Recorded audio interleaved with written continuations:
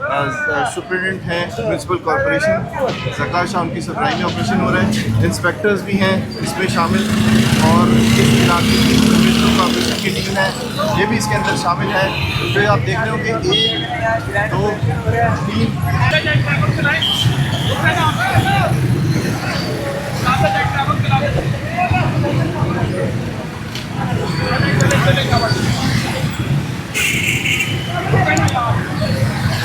Traffic भी ना चलाओ यार। ये जो सामान था ये सारा लेके ये जितना यहाँ पर स्टॉल लगे हुए थे यहाँ से चुप गए थे। यहाँ पर इस वक्त म्यूनसिपल कॉर्पोरेशन अंदर आई और यहाँ पर टीम ने ये ऑपरेशन किया और इस ऑपरेशन के दौरान ये रेडियाँ कब्जे में ली। ये तमाम लोग हैं जिनका ये सामान है और ये रेडियाँ जो है वो कब्जे में लेगी।